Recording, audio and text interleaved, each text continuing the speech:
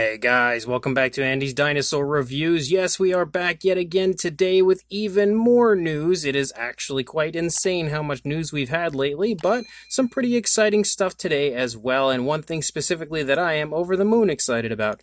But the very first thing that I have for you guys are some brand new images of the Makes Rubbersaurs Male Tyrannosaurus Rex, and we have images of it fully painted and everything. As far as what Marco has revealed so far, he doesn't have a date specific to the release of this or anything quite yet. I believe he's kind of in the process of searching for a new home and everything, so it's not until he finds a new place to live that we would actually see the release of this. But man, is this ever incredible looking.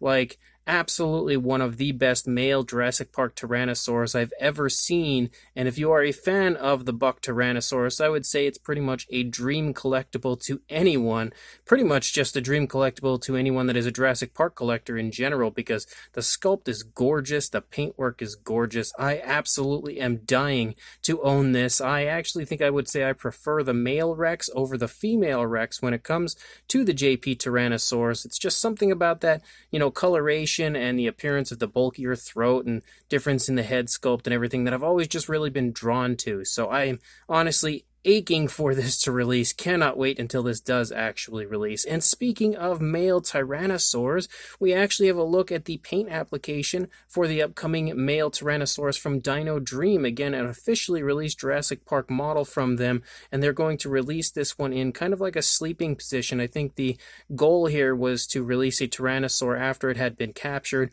and again, you see this in the Lost World Jurassic Park before it ends up on the mainland, and I think they did a phenomenal job on both the sculpt and the paint. I'm really hoping the actual final product looks half as nice as it does here, because this is definitely a really gorgeous paint application. And on top of that, when it comes to Haolonggood, and thanks to Paleo Figuras on Facebook, we actually have a look at the two different paint variants for their upcoming Edmontonia. I'm so psyched for this release because it's been ages since we actually had an Edmontonia, and this looks to be probably the best one that we've had released so far. Again, the actual sculpt is incredible. The paint job looks incredible as well. I think the only thing honestly missing from the Haolonggood figures lately are like some dark washes. They included a really nice dark wash on their Nasutoceratops, but the last few releases they've kind of skipped the dark wash, and I think the dark wash just really highlights the details specifically in the faces of the dinosaurs a little bit nicer. And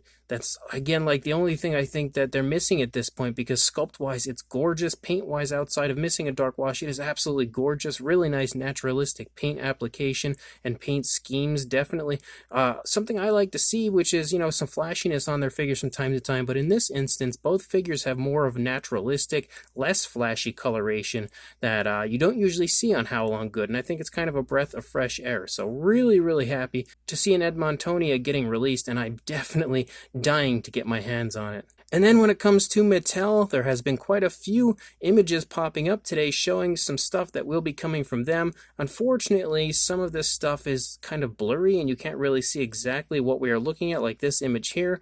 You can see some upcoming Strike Attack figures. We obviously can see that we've got a new Velociraptor, but like the other species, it's a little hard to actually confirm exactly what they are.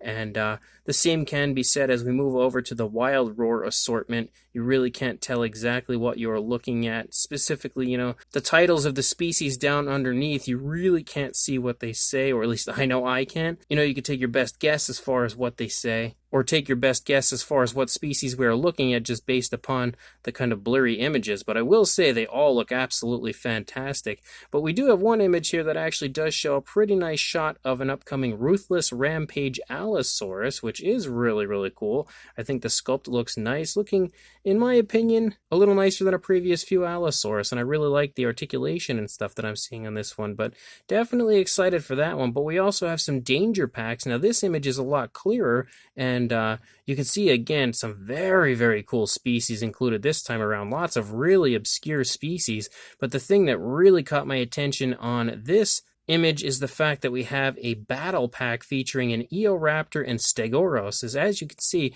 Mattel is really continuing to give us some incredible species choices. I'm absolutely loving the fact that they're giving us such obscure species and just a wide array of many different dinosaurs and species that I never in a million years would have expected to eventually see in a Jurassic Park or Jurassic World line. And then the final thing that I have, and this one is actually a mixture of, a bunch of people sent me these images that I had just shown off, and, one of these images, and also Collect Jurassic, who had shared this, but also edited the image, to really clean it up and give us a nice, better look at it. But we are going to have a Hammond collection Carnotaurus. Now, how much more exciting could it possibly get when it comes to a Hammond collection reveal, more so than a Carnotaurus? And, I'm over the moon excited about this. It's easily the best looking version of a Carnotaurus Mattel has released so far, no doubt about that. But one thing that is really cool is you can actually see this one has a glass eye, and I'm really hoping the glass eye looks better than the Hammond Collection T-Rex did.